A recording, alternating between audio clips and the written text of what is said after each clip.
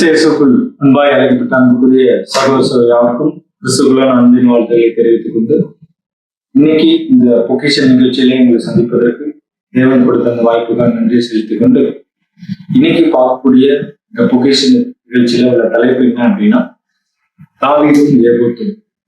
இந்த வேதத்துல பாத்தீங்கன்னா இந்த தாவீது ராஜாவை பத்தி நிறைய இடங்கள்ல இடம்பெற்றிருக்கு. அவரை பற்றி இடம்பெறாத இடமே இல்லை. அதிகமான இடங்கள்ல இடம்பெற்றுள்ள ஒரு நபர் யாருன்னு பாத்தீங்கன்னா இவரை பத்தி தான் எழுதப்பட்டிருக்கு. இவரை பத்தி நம்ம ஏற்கனவே பார்க்க ஆரம்பிச்சிருக்கோம். சரிங்களா? பல பொக்கிஷன் நிகழ்ச்சிகள்லாம் நம்ம பார்த்தோம். அப்ப இப்போ இந்த தலைப்புல நம்ம ஏன் இதை பார்க்க போறோம் அப்படின்னு கவனிக்கும் போது இந்த தலைப்பு என்னன்னா தாவீதும் ஏபோத்தும். அப்படின்னா இந்த தாவீது ராஜா இந்த ஏபோத்தை தரிச்சிருக்காரு. சரிங்களா? சோ அது என்ன எப்படிங்கிறத நம்ம இப்போ கவனிக்கலாம். சோ படிக்கலாம். ஒரு 3 இடங்கள்ல இருக்கு.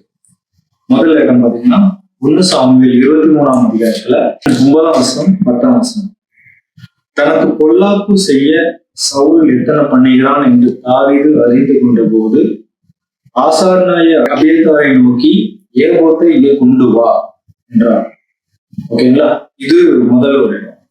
அடுத்த இடம் பாத்தீங்கன்னா 1 சாமுவேல் 30ஆம் அதிகாரம் 7ஆம் வசனம் பாத்தீங்கன்னா தாவீது அகிமெலேக்கின் குமாரனாய் அபியத்தார் என்னும் ஆசாரியனை நோக்கி ஏபோத்தை என்னிடத்தில் கொண்டு வா என்றான். அபியத்தார் ஏபோத்தை தாவீதினிடத்தில் கொண்டு வந்தார்.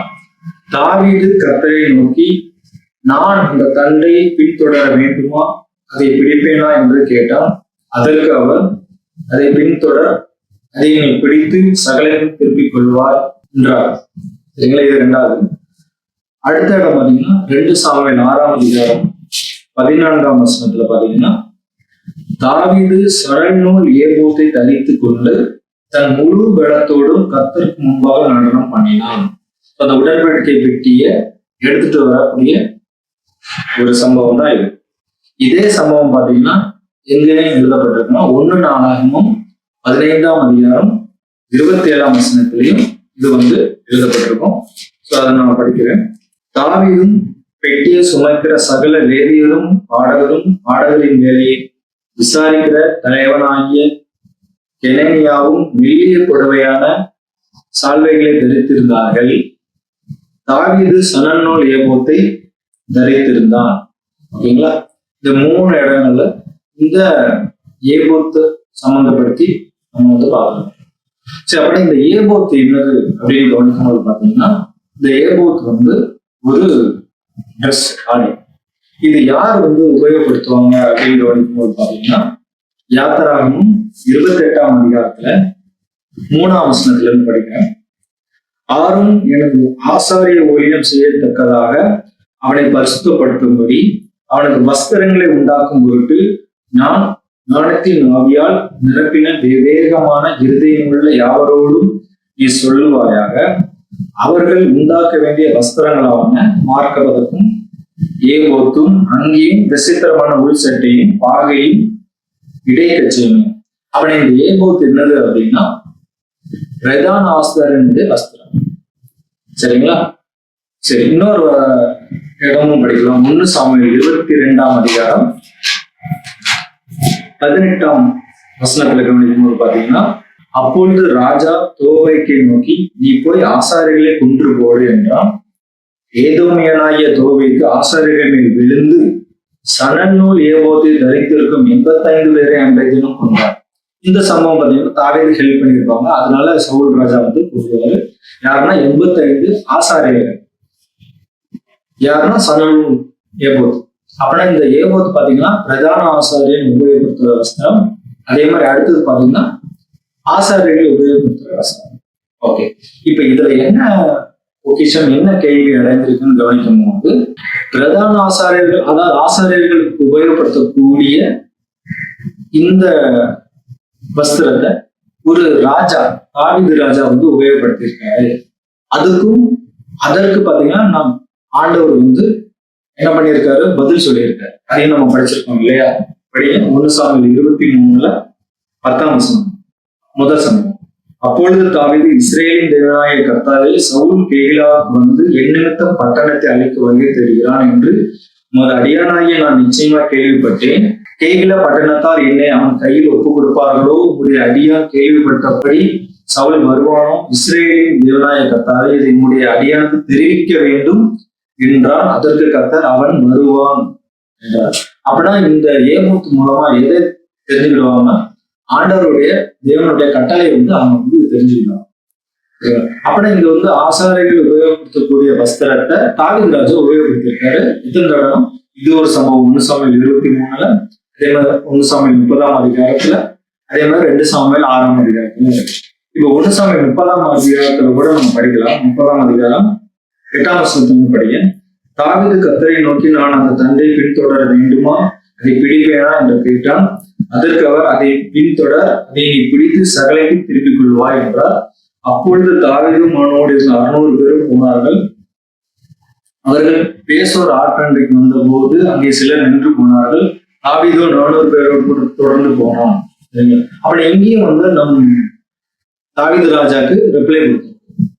அப்படின்னா இந்த ஏபோத்து உபயோகப்படுத்தலாமான்னா அத தேவனே அவங்க எதிர்த்து தடை பண்ணணும். அப்படி இதுல என்ன விஷயம் அடைந்திருக்கு அப்படின்னு கவனிக்கும் போது பாத்தீங்கன்னா, இந்த ஏபோத்து யார் அதான் பார்க்கும்போது ஆசாரியர்கள் உபயோகப்படுத்தலாம். அப்படி ஆசாரியர்கள் எப்படி அதை உபயோகப்படுத்தினாங்க, அவங்க அபிஷேகம் பண்ணப்பட்டதுக்கு அப்புறம் அவங்க அதை உபயோகப்படுத்தி இருக்காங்க. சரிங்களா? அப்படி அதே மாதிரி யார் யார் அபிஷேகம் பண்ணப்பட்டாங்களோ அவங்க ஒரு ராஜாவோ இல்லைன்னா ஒரு ஆசாரியனா உபயோகப்படுத்தலாம் அப்படிங்கிறது நம்ம இப்போ பார்த்தோம்.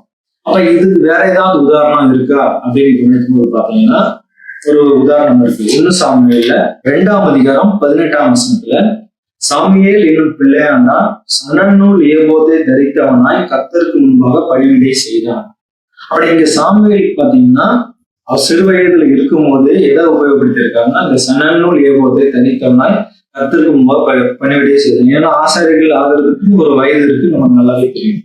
அப்படின்னா பாத்தீங்கன்னா இந்த சாமுவேல் சிறு வயதுலேயே இது யூஸ் பண்ணியிருக்காரு.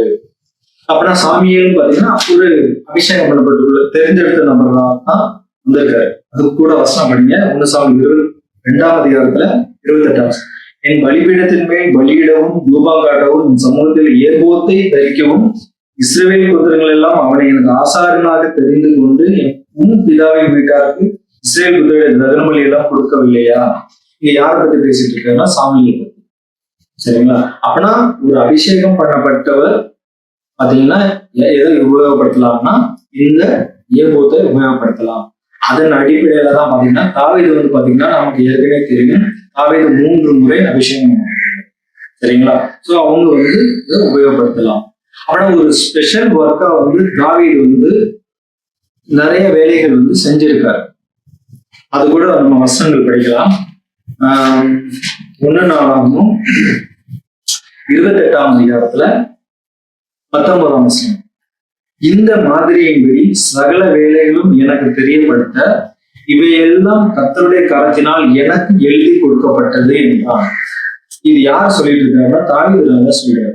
அவனை இந்த 1 நாளாம் புத்தகத்துல பாத்தீங்கன்னா தாவீது ராஜா நிறைய இந்த தேவாலயத்துக்குள்ள வேலைகளை ரெடி பண்ணி வச்சிருப்பாரு. ஒரு அட்மினிஸ்ட்ரேஷன் பாடகர் குழு இப்படி இருக்கணும், தேவியர்கள் இந்த வேலைகள் பார்க்கணும், ஆசாரியர்கள் இந்த வேலையை பார்க்கணும், இவங்க இந்த பணிவிடைகளை பண்ணணும், இவங்க இந்த மாதிரி இந்த ஆசாரிய வகுப்புல இருந்து இவங்க இத்தனை மாதிரி போகணும், இவங்க இத்தனை மாதிரி வரணும், இந்த மாதிரி ஒரு ஆசாரிய வகுப்பு குறிச்சு ஒரு அட்மினிஸ்ட்ரேஷன் ஒர்க் பிரிஸ்ட்ஹுட் வேலையை செஞ்சிருப்பாரு. அப்படி இந்த மாதிரி ஒரு தனிப்பட்ட ஒரு அதிகாரத்தை யார் பெற்றிருக்காருன்னா இந்த தாவீது ராஜா பெற்றிருக்கிறார். இப்ப இந்த அடிப்படையில் கவனிக்கும் போதும் கூட பாத்தீங்கன்னா அவர் இந்த ஏபோத்தை தரிச்சிருக்காரு. அதை தரிச்சு அந்த உடன்படிக்கை பெட்டி நடம் அப்படி இருக்காரு. அது பாத்தீங்கன்னா சங்கீதம் 24 கூட அது ஃபுல்லா அதை பத்தி சொல்லியிருப்பாங்க. ஓகேங்களா? அப்படின்னா அது எல்லாமே தேவநாயக கர்த்தர் அது அங்கீகாரம் பண்ணியிருக்கிறார். ஏன்னா அவர் ஒரு அபிஷேகம் பண்ணப்பட்டவர். சரிங்களா? இப்ப இந்த வசனம் 1:28-19 பாத்தீங்கன்னா அவருக்கு தனிப்பட்ட ஒரு அதிகாரத்தை கொடுத்திருக்காரு. இதே மாதிரிதான் யாருக்கும் கொடுக்கப்பட்டதுன்னா மோசே அவருக்கு. சோ மோசே பாத்தீங்கன்னா அந்த ஆசாரிக்கக்கூடிய வேலைகளை என்னென்ன எப்படி பண்ணணும், ஆசாரியர்களுக்கு என்ன வஸ்திரங்கள் பண்ணணும், அது எப்படி பண்ணணும், யார் யார் அங்க அந்த ஆசாரிப்பு கூடாரத்தை பக்கத்துல போகணும், யார் அதை தொடரணும், இந்த மாதிரி எல்லா வேலையும் பாத்தீங்கன்னா மோசே அங்க செஞ்சிருப்பாரு. அந்த ஃபுல் அதிகாரத்தை தேவன் மோசே. அதே மாதிரி பாத்தீங்கன்னா இங்க தேவாலயம் வர்றதுக்கு முன்னாடி பாத்தீங்கன்னா இந்த தேவாலயத்துல எங்கெங்க எப்படி எப்படி இருக்கணும், யார் யார் என்னென்ன வேலைகள் பண்ணணும் அப்படிங்கிற ஃபுல் ஒர்க், அந்த ப்ரொசீஜர் பாத்தீங்கன்னா யாருக்கு கொடுத்திருக்காருன்னா இந்த தாவீது ராஜாவுக்கு கொடுத்திருக்காரு. இதுக்கு கூட ஒரு வசனம் நம்ம படிக்கலாம். சங்கீதம் 92:10 பாத்தீங்கன்னா, என் கொம்பை காண்டாமிருகத்தின் கொம்பை கூட உயர்த்துவீர், புது எண்ணெயால் அபிஷேகம் பண்ணப்படுகிறேன். யாருன்னா இது தாவீது பாடியிருக்காரு. சரிங்களா? இந்த தாவீது ராஜா புது எண்ணெய், அப்படின்னா இந்த புது எண்ணெயால் அபிஷேகம் பண்ணப்படுகிறேன்னா என்னன்னா, ஒரு நியூ ஒர்க், தேவனுடைய வேலையில பாத்தீங்கன்னா ஒரு பிரதானமான ஒரு வேலையை எப்படி பண்ணணும் அப்படிங்கறத யாருக்கு சொல்லி கொடுத்திருக்காருன்னா தாவீது ராஜாவுக்கு சொல்லி கொடுத்திருக்காரு. இதுக்கு முன்னாடி யார் பாத்தீங்கன்னா மோசே, ரைட்டா? அந்த ஆசிரியப்பு கூட பெருமனண்டா உள்ள தேவாலயம் பாத்தீங்கன்னா இந்த தாவீது ராஜாவுக்கு. அப்படின்னா தாவீது ராஜா இந்த ஏபோத்தை உபயோகப்படுத்தினது சரி. இதன் அடிப்படையில் பார்க்கும்போது அபிஷேகம் பண்ணப்பட்டவர், அதே மாதிரி பாத்தீங்கன்னா ஒரு புது எண்ணெயால் அபிஷேகம் பண்ணப்பட்டவர் தான். ஸோ இதன் அடிப்படையில் பாத்தீங்கன்னா அவர் ஏபோத்தை உபயோகப்படுத்தியிருக்காரு, அது ஆண்டவரும் பாத்தீங்கன்னா அங்கீகரிச்சிருக்காரு. ஓகேங்களா? ஸோ இதுதான் இந்த தாவீது ராஜா வாழ்க்கையில நடந்த ஒரு சம்பவம். ஏபோத்தும் அதை எப்படி யூஸ் பண்ணியிருக்காரு அப்படிங்கிறத இந்த தலைப்புல, தாவீதும் ஏபோத்தும் அப்படிங்கிற தலைப்புல நம்ம கவனிச்சிருக்கோம். வரக்கூடிய நாட்கள்ல இன்னும் அதிகமாக இந்த தாவீது ராஜாவை பத்தி இருக்கக்கூடிய பொக்கிஷங்கள்ல நம்ம தேவன் மூலமா தெரிஞ்சுக்கலாம். இந்த வாய்ப்பை கொடுத்த பிதாவாகிய தேவனுக்கு ஆனால் இயேசு கிறிஸ்து நன்றி எடுக்கிறேன். தேவன் தாமே ஆசீர்வதித்து வழிநடத்துவராக. ஆமென்.